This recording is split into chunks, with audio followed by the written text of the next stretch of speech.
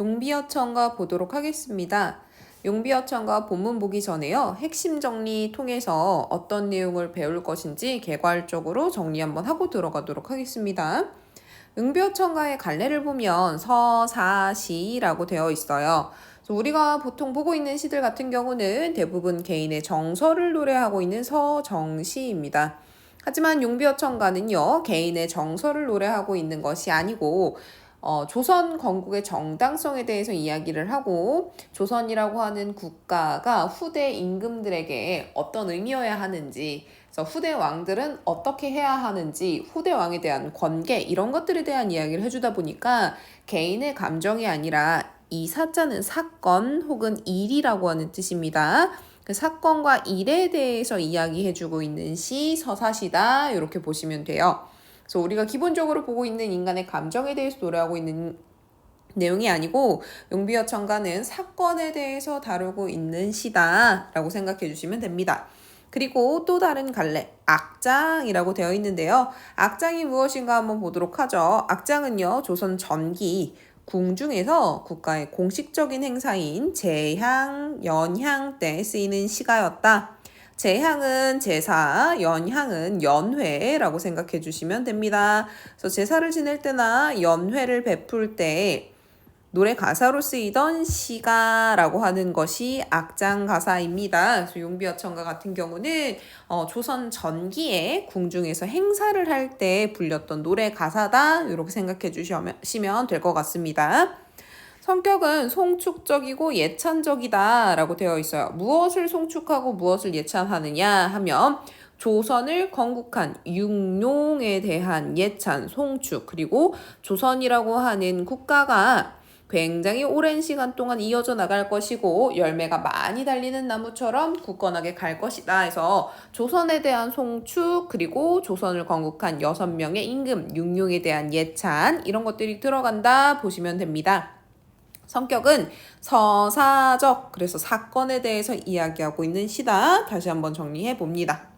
주제 보면요, 조선 건국의 정당성과 후대 왕에 대한 권계, 방금 얘기한 겁니다. 조선의 건국이라고 하는 것, 고려를 무너뜨리고 조선을 건국시킨 것이 정당한 것이었다라고 하는 걸 용비어천가에서 밝혀주고 있고요. 앞으로 조선의 임금이 되는 사람들 같은 경우는 이렇게 하거라 해서 권계하는 내용이 담겨져 있습니다. 특징, 이 부분이 중요합니다. 용비어천가의 특징 3가지 정리해 볼 겁니다. 훈민정음으로 기록된 최초의 작품입니다. 그 전까지의 작품들은 다 한자로 기록이 됐겠죠. 그래서 훈민정음 창제 이후 최초로 기록된 작품이고요. 총 125장으로 이루어진 작품입니다. 1장, 2장, 3장, 4장 해서 쭉 125장까지 이루어져 있는데요. 자, 1장과 125장을 제외한 나머지 장들은요, 다 두 개의 절, 4구체로 구성이 됩니다. 그래서 2장, 3장, 4장부터 시작해서 124장까지는요, 형태가 2줄로 되어 있어요. 2줄. 그래서 2절로 되어 있고요. 4구체라고 했으니까 각 줄이요, 하나하나 해서 1구, 2구, 3구, 4구의 형태로 이루어져 있겠죠. 그래서 1장과 125장, 첫 장과 마지막 장을 제외하고 나머지 중간에 들어가 있는 모든 장의 형태는 2줄짜리 2절의 4구의 형태로 동일하다. 이렇게 생각해 주시면 됩니다.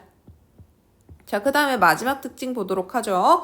목적성이 강한 작품이다. 어떤 목적이 있었느냐 하면 조선 건국의 정당성을 이야기해주기 위해서 조선을 건국한 6명의 용, 6임금을 송축하고 조선의 앞날을 송축하고 예찬하기 위해서 쓴 작품입니다. 그래서 새 왕조의 창업을 송축하고, 새 왕조는 여기서 조선 왕조를 뜻합니다. 조선 왕조의 창업을 송축하고 왕권을 공고히 하려는 의도로 창작됩니다. 자, 그럼 이 악장이라고 하는 가사는 조선 전기가 지나고 나면 쓰였을까요? 안 쓰였을까요? 안 쓰입니다. 그래서 왕조의 창업을 송축하고 왕권을 공고히 하려고 하는 의도로 창작이 됐기 때문에 왕권이 공고해진 시점부터는 사라진 것이 악장이다 라고 보시면 돼요.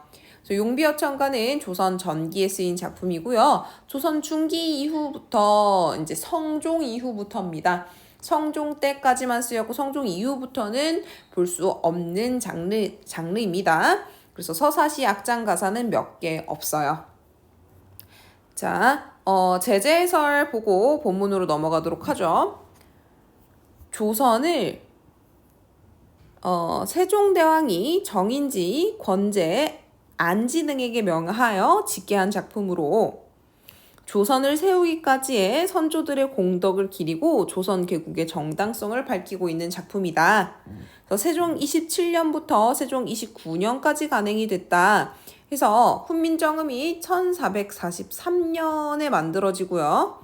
1446년에 발행됩니다.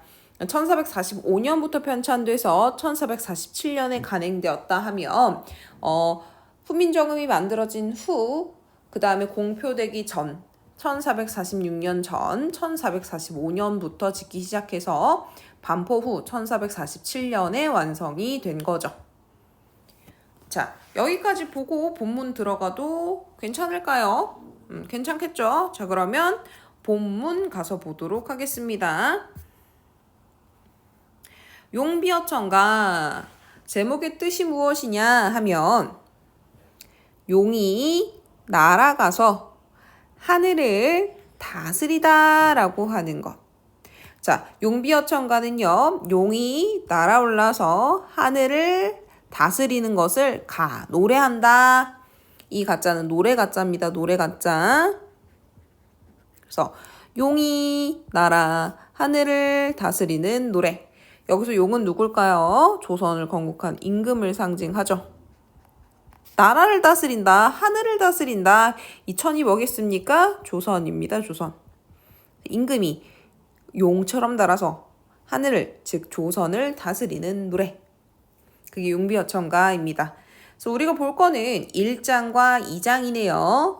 아까 내용상 특징 봤을 때 1장과 125장을 제외하고 2장부터 124장까지는 2절에 사구 형태로 이루어져 있다라고 했어요. 그거부터 잠깐 확인을 해보면요. 2장 가서 보세요. 두 줄이죠. 뿌리 깊은 나무는 바람에 아니매일세. 여기까지가 1구. 꽃 좋고 여름 하나니. 여기까지가 2구. 샘이 깊은 물은 가물에 아니 그칠세. 3구. 내히러 발에 가나니. 4구. 해서 두 개의 절, 4구로 이루어져 있는 거 확인했습니다.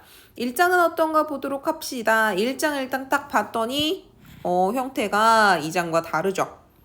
해동 육룡이 나르샤 일마다 천복이시니 고성이 동부하시니 해서 나눠도 구가 3개로밖에는 안 나눠지고요. 절도 두 개의 절까지로 이어지지 못하고 있죠. 그래서 1장이 2장보다 훨씬 짧다라고 하는 거 확인 가능합니다. 자, 그러면 1장 살펴보면서 여기 쓰인 중세국어의 특징 한번 살펴보도록 하죠. 해동 육룡이 나르샤. 자, 여기까지 끊어보도록 하겠습니다. 해동의 육룡 해서 발해 동쪽을 해동이라고 하고요. 우리나라 즉 조선을 뜻하는 것이 해동입니다. 조선 땅에 육룡이 6명의 용이 나르시었다라고 되어 있네요. 이 6용은 누굴 뜻하느냐? 조선 창업을 이끌어낸 주역인 6임금 목조, 도조, 익조, 환조, 태종을 용에 비유했다. 여기서 태종이 누굽니까? 태종 누굽니까? 태조가 이성계죠. 그쵸? 태종은 누구예요? 이방원이죠. 이방원. 자, 목조, 도조, 익조, 환조 이 사람들은요. 실제적으로 조선을 다스린 임금은 아니었지만 조선 창업에 도움을 줬던 인물들이고요. 전부 조선 건국 후 임금으로 추대된 사람들입니다. 자, 그래서 이 조선을 창업한 6명의 임금들이요. 하늘을 나르시었다. 이렇게 표현을 해놨어요. 해동 육룡은 비유적인 표현이다. 요거 알아두세요. 자, 이때 해동의 육룡 이 해서 주격조사 무엇 쓰였나 보면 자, 앞이 이응자로 끝났죠. 그쵸? 육룡해서 자음으로 끝났습니다.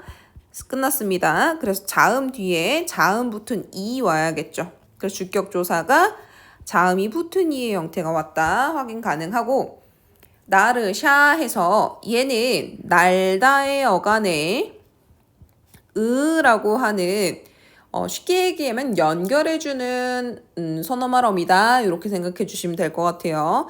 나르샤 해서 얘는 주체를 높여주는 선어말어미 샤가 쓰였다. 그리고 이 뒤에 어라고 하는 나르시어라고 하는 어말어미가 생략된 거다 이렇게 생각해 주시면 될 것 같아요.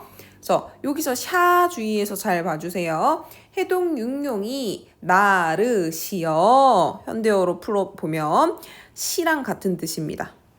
그리고 샤 뒤에 어는 생략된 거 나르시어 이렇게 보시면 돼요. 자, 그러면 여기서 우리 이제 주체 높임 선어말어미 한번 보고 가도록 하겠습니다. 자, 이때 날은 용언의 어간이죠. 날다의 날. 그 다음에 이 부분은 매게 해주는 모음이다. 그리고 샤 이 부분은 해동 육룡이라고 하는 주체를 육룡을 높여주는 선어말어미다. 그리고 쌤이 이제 현대어로 풀이하면 나르시어로 풀이 가능하다고 했어요. 이때 뒤에 붙은 어말어미는 생략된 거다. 자, 우리가 현대 국어에서는 주체 높임 선어말어미가 시만 쓰이고 있어요. 예를 들어서 가다라고 하면 주어를 높이고 싶을 때 할아버지께서 가시다 해서 시자를 넣어주고 있거든요. 근데 중세시대에는 시자랑 샤자를 구별해서 넣어줬어요. 시를 넣을 때는 뒤에 오는 어미가 자음으로 시작하면 시를 넣어줬고요.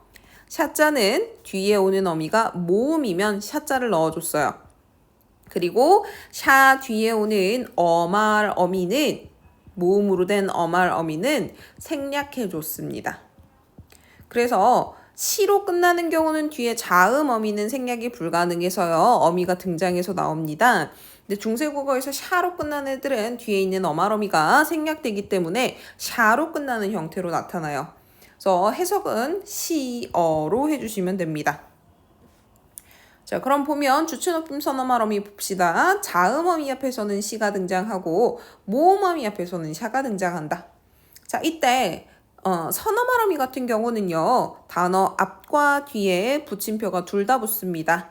왜? 선어말어미 앞에는 어간이 오고요. 선어말어미 뒤에는 어말어미가 반드시 와줘야 되기 때문에 이렇게 앞뒤로 붙임표가 붙습니다.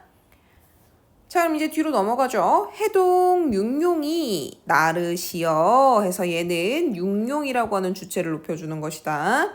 일마다 천복이시니 자, 하는 일마다 천복, 하늘이 내려준 복이라는 뜻입니다. 자, 그럼 누가 하는 일이 천복입니까? 해동 육룡이 하는 일마다 천복이니 이렇게 되겠죠.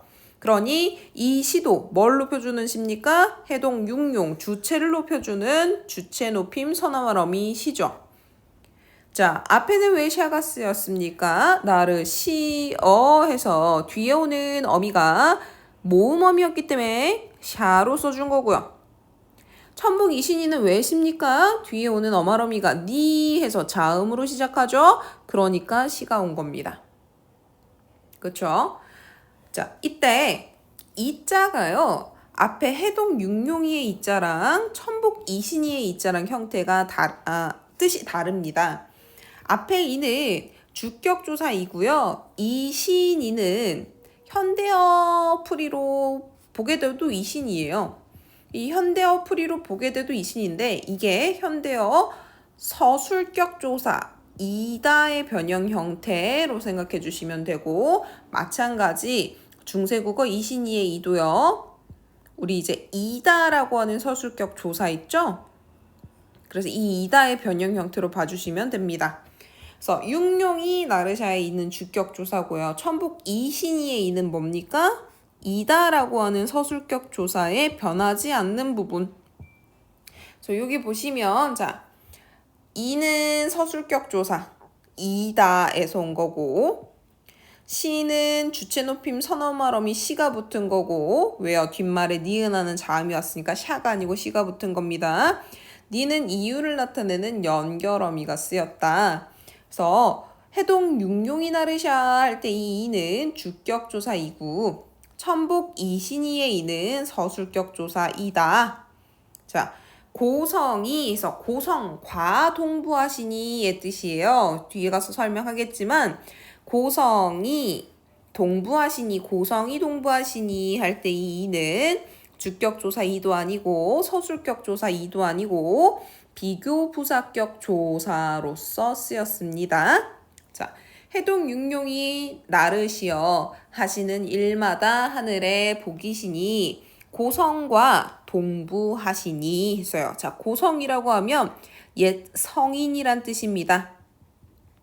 이때 이 성인은요, 20살 넘어간 사람 이게 아니고 성스러운 사람이에요. 그래서 이때 이 고성은 옛날 성인들 해서 중국의 옛 성인들을 얘기합니다. 중국의 옛 성인들 중에서 특히 누굴 얘기하냐? 중국을 건국한 성인들이라고 보시면 돼요. 그러니 해동의 육룡은 뭘 창업했어요? 조선이라고 하는 국가를 창업했고, 이 해동 육룡은 고성과 같다라고 했습니다. 그러니까 고성이라고 하는 사람들은 중국을 창업한 사람들이죠. 그렇죠? 그러니 조선을 창업한 해동 육룡과 중국을 창업한 고성이 같다라고 보고 있는 거예요. 동부하다, 같다라고 표현하고 있습니다. 이걸 통해서 중국을 창업한 고성과 해동 육룡이 같다라고 하면서 중국이 생긴 것처럼 조선이라고 하는 것이 건국된 것은 정당하다라고 하는 걸 밝혀주고 있는 거예요. 그래서 고성, 과 해서 비교부사격 조사 와와 과로 해석해 주시면 됩니다. 현대어 풀이에서 비교부사격의 뜻으로 쓰이고 있는 조사는 와와 과예요. 그래서 옛날의 성인들과 중국 옛 성인들과 동부 같으시니 마찬가지 누가 고성과 같은 겁니까? 해동의 육룡이 고성과 같은 겁니다. 그래서 해동 육룡이라고 하는 주체를 높여주는 선어말어미 시자가 쓰였네요. 자, 옛 중국 성인들의 영웅적인 행적과 해동 육룡의 행적이 꼭 들어맞다라고 하는 뜻으로 쓰인 거고요. 중국을 기준으로 삼아 조선 건국의 정당성을 확보하려는 의도가 나타난 부분이다. 자, 주체 높임 선어말어미 시 쓰였고 샤 쓰였고, 시는 어말어미 자음 앞에 오고요. 샤는 어말어미 모음 앞에 오고요. 샤가 왔을 때 뒤에 어말어미는 생략된다. 자, 이는 주격조사 이이고 서술격조사 이이고, 서술격조사는 이만이 아니고 이다까지가 서술격조사입니다. 그래서 이다, 이고, 이니 해서 조사 중에 유일하게 활용하는 애가 서술격조사예요. 그 중에서 이까지만 여기 표기가 된 겁니다. 서술격 조사 이다가 맞아요. 그리고 고성 과동부하시니에서 고성 이동부하시니 얘는 비교부사격 조사로 쓰인 거다. 세종어제 훈민정음에서 뭐랑 같은 거냐면요. 균기게 달아라고 할 때 이 애자가 우리나라 말이 중국과 달라로 해석돼야 된다라고 했었죠. 이 균기계가 비교부사격 조사였어요. 비교부사격 조사의 형태는 에도 쓰였지만 고성이 동부하시니에서 고성과 동부하시니에서 이자도 쓰였다. 둘 다 알아두시면 좋을 것 같아요. 중세시대의 비교부사격 조사는 튠기에 달아에서 애자도 있었고 고성이 동부하시니에서 이자도 있었고, 그걸 현대어로 풀이하면 와와 과로 해석해주면 된다. 고성과 동부하시니 중국과 달라. 이렇게. 자, 그러면 2장 넘어가 보도록 하죠. 불휘가 이거 뿌리가 깊은 남근 나무는 바람에 아니멜세. 자, 여기까지 끊어보도록 하죠. 불휘가 해서 이 부분은 불휘가 현대어에서 뿌리가 된 건데요. 중요한 게 불휘는 이모음으로 끝나는 체언이라는 거예요. 불휘 뒤에 주격조사가 붙게 되면 형태가 없이 나타나요. 자, 주격조사 다시 살펴보도록 하죠. 주격조사는 중세시대에는 가는 없고 이만 있었는데 앞말이 자음으로 끝나면 이, 모음으로 끝나면 이모음으로 끝나거나 반모음 이로 끝나면 쓰지 않는다고 했습니다. 불휘해서 지금 이모음으로 끝났죠. 그러니까 주격조사 쓰지 않아요. 하지만 뜻은 있습니다. 뜻은 그대로 있고 표기만 안 한 겁니다. 그래서 불휘 깊은 나무는 이렇게 해석해 주시면 안 되고요. 뿌리가 깊은 나무는 이렇게 해석해 주셔야 됩니다. 그래서 불휘 뒤에는 주격조사가 쓰인 건데 반모음 이 뒤에 온 거기 때문에 나타나지 않는다. 그 다음에 뿌리가 깊은 해서 현대국어대로면 깊은 이렇게 써야 되죠. 자, 이렇게 쓰는 걸 우리는 분철, 끊어적기라고 하고요. 깊은 이렇게 쓰는 것은 이어적기, 연철이라고 하죠. 뿌리가 깊은 나무는 이런 뜻이에요. 자, 이거 주의해서 잘 보세요. 얘는 형태가 얘에 나무는 해서 은이라고 하는 보조사가 붙은 형태예요. 선생님, 요렇게 생긴 글자가 어디 있습니까? 자, 있어요. 봅시다. 나모라고 하는 게 기본형입니다. 자, 나모라고 하는 체언이에요. 나무 혹은 지금 현대어에선 나무고 중세시대에는 나모라고 쓰이는 단어입니다. 체언이죠. 근데 이 체언 같은 경우에는요. 모음으로 된 조사가 뒤에 오게 되면 끝에 있는 모음 오가 탈락하고 거기에 기역이 덧생기는 체언이에요. 체언 중에는 나모처럼요. 뒤에 조사가 왔을 때 형태가 변하는 체언들이 있습니다. 그래서 얘는 나모라고 하는 원형에서 은이라고 하는 보조사가 이렇게 붙다 보니까 뒤에 이렇게 모음이 왔죠. 초성에 있는 이응은 빈자리입니다. 그래서 얘는 지금 모음 이렇게 아래아가 온 거예요. 아래아. 그래서 나무 같은 경우는 아래아가 뒤에 바로 오다 보니까 자, 여기 있는 모음이 떨어져요. 없어집니다. 그래서 이렇게 된 거죠. 그쵸? 그리고 기역이 덧생긴 거예요. 얘가 앞말로 가요. 그래서 앞말의 종성 남까지 간 거고 뒤에 기역이 붙은 거고 아까 은이라고 하는 보조사가 이렇게 이어적기 형태로 들어간 겁니다. 그래서 해석은 뿌리가 깊은 나무는 이렇게 되는 거예요. 뿌리가 깊은 나무는 자, 나무에서 다시 모음이 이렇게 붙은 거다 보니까 앞에 오가 떨어지고 얘가 종성으로 가고 기역이 덧붙은 상태에서 이어적기 은 이렇게 들어간 겁니다. 뿌리가 깊은 나무는 바람에 아니멜세. 자, 바람에 해서 이어졌기 때문에 바람 할 때 미음 종성이 에 초성으로 올라간 겁니다. 그래서 바람에 해서 부사격 조사가 에가 쓰인 거예요. 왜 선생님 에가 아니고 어이가 아니고 아이가 쓰였습니까? 모음 조화 때문에 그래요. 그래서 앞에 보시면 아래야 둘 다 양성모음이 쓰였죠. 그러니까 양성모음 쓰였으니까 애자도 양성모음 이렇게 붙은 겁니다. 자, 이거 본 김에 부사격 조사가 양성모음, 음성모음 뒤에 어떤 형태로 오는지 살펴보도록 하죠. 요거 보고 갑시다. 자, 양성모음 뒤에는 부사격 조사가 양성모음 애가 옵니다. 음성모음에서는요. 음성모음 어이가 오겠죠. 애가 오겠죠. 자, 중요한 건 얘입니다. 이 모음 뒤에는요. 주격조사랑 똑같아요. 주격조사도 이 모음 뒤에는 형태가 홀로 다르게 오죠. 그쵸? 부사격 조사도 이 모음 뒤는 어떻게 옵니까? 여의자가 붙어서 와요. 여의자. 요거 알아두세요.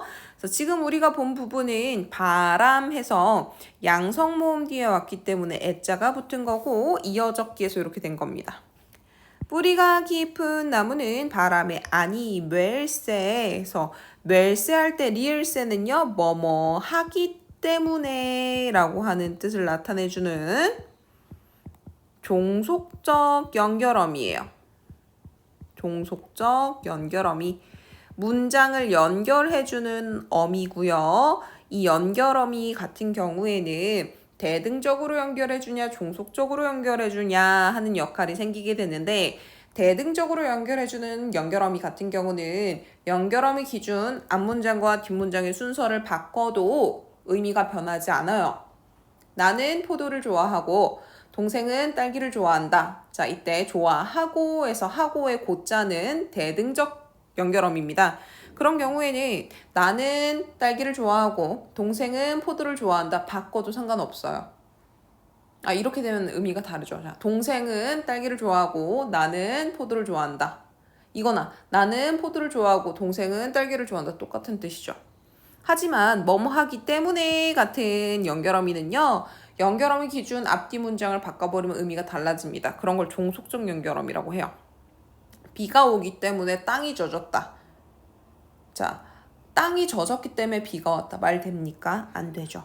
그래서 종속적 연결어미가 리을세 뭐뭐 하기 때문에로 붙었다. 그래서 뿌리가 깊은 나무는 바람에 안이 흔들리기 때문에 꽃이 좋고, 자, 여기 좋고 했네요. 뭐 안 쓰였습니까? 국외음화 여전히 안 쓰이고 있습니다. 국외음화 여전히 쓰이지 않고 있어요. 꽃이 좋고요. 여름이 하나니 해서 여름은 열매를 얘기해요. 자, 열다 있죠, 열다. 열매가 열리다 할 때 이 열다에 해가지고 명사형 전성어미가 붙은 거 혹은 열음에서 지금 품사가 바뀌었으니까 접사가 붙은 걸로 보셔야겠네요.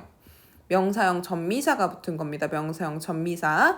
열다의 어근에 명사형 전미사가 붙어서 열매라고 하는 뜻이 된 거예요. 그래서 봄, 여름, 가을, 겨울의 여름이 아닙니다. 열다에 음자가 붙어서 열리는 물체인 열매가 된 거예요. 열매란 뜻입니다.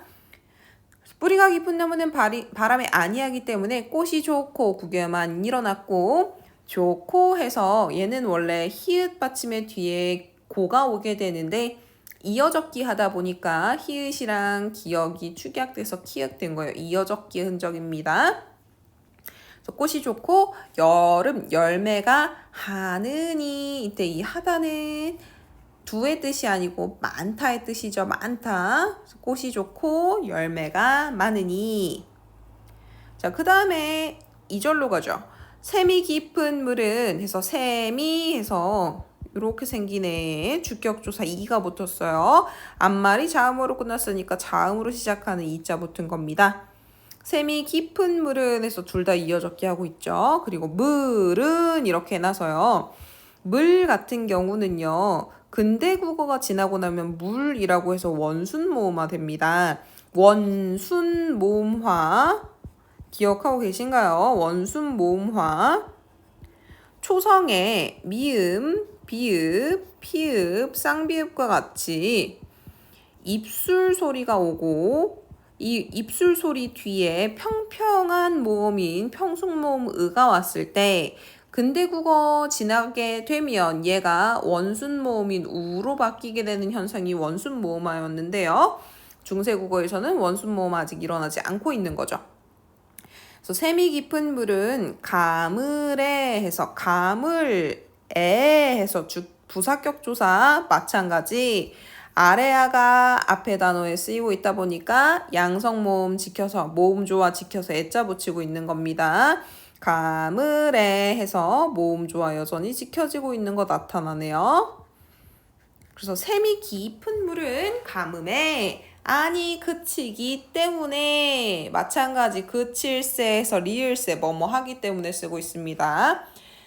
내히 이러 발 아래 가느니 자 내히 해서 갑자기 뜬금없이 히읗이 튀어나왔어요. 얘는 자 내가 이뤄져 바다에 가느니 이런 뜻입니다. 근데 이때 자 이가 붙은 걸 봤더니 원래 내라고 하는 체언 뒤에는 이 모음으로 끝났기 때문에 주격조사가 올 수 없죠. 안 오는 게 맞죠. 근데 히 해가지고 여기 지금 주격조사 이가 왔단 말이죠. 왜 그런가 봤더니 내라고 하는 체언은 히읗 종성 체언이었어요. 그래서 이 체언은 혼자 쓰일 때는 히읗이 튀어나오지 않아요. 근데 뒤에 모음이 오게 되면 갑자기 히읗이 이렇게 종성이 튀어나오게 됩니다. 그래서 내가 히읗 종성 체언이었기 때문에 내라고 하는 애 뒤에는 자음으로 끝난 체언이죠. 주격조사가 자음이 붙은 이가 온 거고요. 그 다음에 이어접기 해줘야 되니까 히읗이 뒤로 올라가서 이렇게 된 거예요. 그래서 현대풀이 해보면 샘이 깊은 물은 가뭄에 안이 그치기 때문에 내가 이루어져서 바다에 간다. 자, 바다에 해서 마찬가지 부사격 조사가요. 앞에 둘 다 양성모음 쓰였으니까 아이자 붙은 애가 온 겁니다. 자, 바다란 뜻이에요. 바다. 자, 옆에 학습 포인트 통해서요. 중세국어 문법 특징 보고 그 다음에 현대국어 자료를 통해서 현대어풀이 해석 한번 해보도록 하겠습니다. 자, 조사가 은과 은이 쓰였습니다. 이런 걸 보조사라고 하죠. 현대어에서는 보조사 은 이런 형태로 쓰이고 있습니다. 혹은 는 이런 형태로요. 자, 이때 보조사 은도요. 모음조화라고 하는 걸 지켜주면서 사용이 됩니다. 그래서 앞말의 체언이 양성모음이면 아래아가 붙은 은이 오고요. 앞말의 체언이 음성모음이면 으라고 해서 으자, 음성모음 으자가 붙은 은이 옵니다. 그래서 뿌리 깊은 나무는 할 때 나무에 오자 생략되고 기역자 붙었고 여기에 은 이렇게 붙은 거죠. 그쵸? 왜 아래아가 붙었는가 하면 앞말의 모음이 아 해서 양성모음이죠. 양성모음 뒤에는 은 붙어서 나무는의 형태가 이렇게 된 거고 물은 해서 샘이 깊은 물은 할 때 은은 앞말이 모음, 음성모음으로 끝났으니까 음성모음 붙은 은이 온 겁니다. 자, 중세국어 주격조사 정리 잠깐 빠르게 할게요. 자, 자음으로 끝난 뒤는 자음 붙은 이 모음 이외로 끝나면 이 모음 말고 다른 모음으로 끝나면 모음으로 끝나면 이 모음만 있는 이 그다음에 이 모음이나 반모음 이가 붙은 형태로 끝나면 그 뒤에는 쓰지 않는다. 요거는 지금 몇 차례 했죠. 틀리면 안 되겠죠. 자, 현대국어 자료 한번 보도록 하죠. 해동의 6용이 나시어 해동 6용이 하늘을 나르샤 하는 일마다 하늘의 복 천복이시니 고성 옛날의 성인과 동부하시니 서로 꼭 들어맞는다. 자, 세종의 6조상 해서 조선을 건국한 6명의 임금 모두 하늘의 명을 따랐던 중국 제왕들과 비슷함을 강조한다. 그래서 6선조가 조선을 건국한 것은 창업한 것은 중국의 옛 성인들이 중국을 건국한 것처럼 하늘의 명을 받든 것임을 주장하고 있는 내용이다. 그래서 1장은 조선 건국의 정당성에 대해서 노래하고 있는 가사다. 자, 2장은요. 뿌리가 깊은 나무는 바람에 안이 움직인다. 자, 이때 뿌리가 깊은 나무는요. 기초가 튼튼한 나라를 비유한 표현입니다. 바람은 시련을 나타내고요. 즉 뿌리가 깊은 나무는 바람에 안이 움직이므로 이것은 기초가 튼튼한 나라는 시련에 흔들리지 아니하므로 이런 뜻입니다.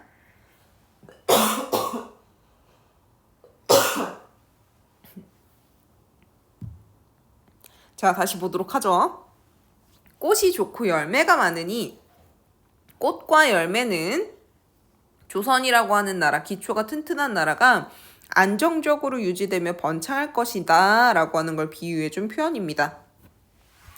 즉 뿌리가 깊은 나무는 바람의 안이 움직임으로 꽃 좋고 열매가 많다라고 하는 것은 긴초가 튼튼한 나라는 시련에 흔들리지 않고 안정적으로 유지되며 번창할 것이다. 이런 뜻.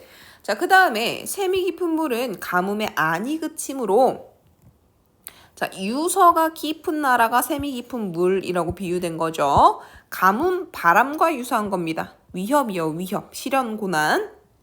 위협에 그치지 않아요. 그런 유서가 깊은 나라는 위협을 받지 아니하므로, 내라고 하는 건 시냇물 할 때 내자입니다. 냇물이 이루어져서 바다에 가게 된다. 그래서 이 샘이 끊이지 않고 계속 시냇물을 이뤄서 바다에 가게 되는 거니까 이 유서 깊은 나라는 국가가 영원히 지속된다. 이런 뜻으로 볼 수 있겠죠. 유서 깊은 나라는 국가 존립이 위협받는 일 없이 영원히 지속될 것임을 비유하고 있는 표현이다. 그래서 이 장은 조선의 영원을 기원하고 있다.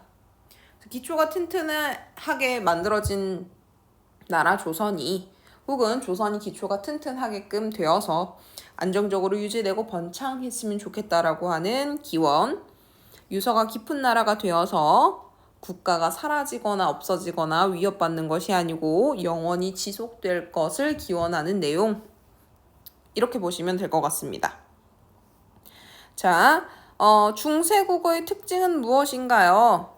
예를 통해서 다시 한번 중세국어 반복하고요. 중세국어의 문법적 특징 반복하고요. 이번 영상 마무리해 보도록 하겠습니다. 중세국어의 시기는요, 고려시대부터 임진왜란 이전까지다. 자, 고려시대부터 훈민정음 창제까지를 전기중세국어라고 하죠. 그리고 훈민정음 창제부터 임진왜란까지를 후기중세국어라고 합니다. 어쨌든 둘이 합쳐서 고려시대부터 임진왜란 이전까지는 중세국어라고 불려요. 묵습니다. 훈민정음 창제 이후 간행된 다양한 한글 문헌 자료에서 정리를 해보면 중세국어의 특징이 튀어나와요. 자, 첫 번째, 모음 조화가 잘 지켜졌다. 양성모음은 양성모음, 음성모음은 음성모음끼리 사용했습니다. 현재 쓰이지 않는 옛 이응, 여린 히읗, 반치음, 아래아 등이 존재했다. 글자 왼쪽에 점을 찍어서 성조를 표시했고 이 점 이름은 방점입니다. 점을 찍지 않으면 평성, 낮은 소리, 점을 하나 찍으면 거성, 높은 소리, 점을 2개 찍으면 상성, 낮았다, 높아지는 소리. 그리고 받침, 종성에 따라서 짧게 끊어 읽는 소리인 입성 표시했습니다. 입성은 방점으로 표시하지 않았죠. 자, 음절 첫머리에 둘 이상의 자음이 오는 어두자음군이 존재했다. 어두자음군은요, 비읍으로 시작해야 합니다. 팔종성법 혹은 팔종성가족용이라고 해서 받침을 8자음으로 표기했습니다. 그래서 기역, 니은, 디귿, 리을, 미음, 비읍, 시옷, 이응이고 이때 이응은 중세국어니까 예디응으로 써줘야 한다. 현대국어 가가 쓰일 자리에는 이가 쓰였다. 즉 가가 없었어요. 정확히는 모음만 있는 이가 쓰였죠. 그래서 앞말이 자음으로 끝나면 이, 모음으로 끝나면 가가 아니고 모음이, 이모음이나 반모음이로 끝나면 써주지 않고, 삽, 잡, 샵과 같은 어미를 통해 객체 높임을 표현하였다. 자, 지금은 주체 높임 선어말어미 시만 살아있어요. 근데 중세국어에서는 주체 높임 선어말어미가 시 뒤에 모음 오고 혹은 샤 뒤에 자음 오고, 아이고 거꾸로다. 죄송해요. 자, 시 뒤에 자음 오고 샤 뒤에 모음 오고 이렇게 2개였죠. 현대국어에는 시만 있습니다. 그리고 더 중요한 거, 주체를 높여주는 주체 높임 선어말어미만 있었던 것이 아니고요. 목적어나 주어가 아니라 이제 목적어나 부사어와 같은 객체를 높여주는 객체 높임 선어말어미도 있었다는 겁니다. 그래서 객체 높임 선어말어미가 삽, 잡, 샵 이렇게 3가지가 있었어요.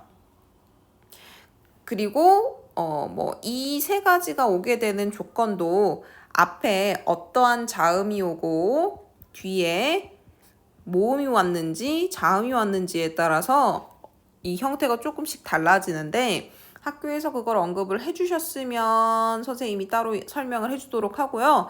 아니면 그냥 이 정도로만 봐두시면 됩니다. 이어적기가 일반적으로 쓰이다가 후에 끊어적기가 혼용됐다. 그래서 이어적기가 일반적으로 쓰였어요. 즉 끊어적기도 사용하긴 합니다.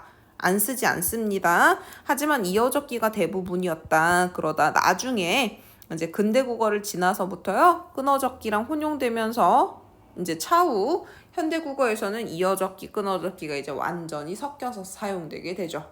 발음대로 적을 때, 소리대로 적을 때는 이어적기, 어법에 맞도록 적을 때는 끊어적기 이렇게 사용하게 됩니다. 자, 여기까지 봐도 될 것 같고요. 자, 여기까지 보도록 하고요. 뒤에 교과서 내용 확인 부분, 이거는 앞에 우리가 그 복습 영상 봤던 것처럼 쌤이 짧게 복습 영상으로 만들어서 영상 올려놓도록 하겠습니다. 그래서 시험 보기 전에 간단하게 간략하게 10분, 20분 정도 볼 수 있도록 만들어 둘 테니까 그 10분짜리 영상으로 복습하도록 하고요. 교과서 내용 확인은. 그 다음에 이 뒷부분 학습활동 있습니다. 이것도요, 선생님이 짧은 영상으로 녹화해서 올려두도록 하겠습니다. 그래서 여러분 시험 보기 전에 여러 차례 보고 갈 수 있도록 얘네들은 짧게 만들어서 올려둘 테니까요. 이번 영상은 용비어천과 본문 내용 여기까지 정리하도록 하고요. 뒤에 복습 영상 10분짜리 올라오고 짧은 영상 올라오게 되면 여러분 시간 날 때마다 꼭 확인하고 봐주세요. 그리고 문법은 이해했으면 그 다음은 남깁니다.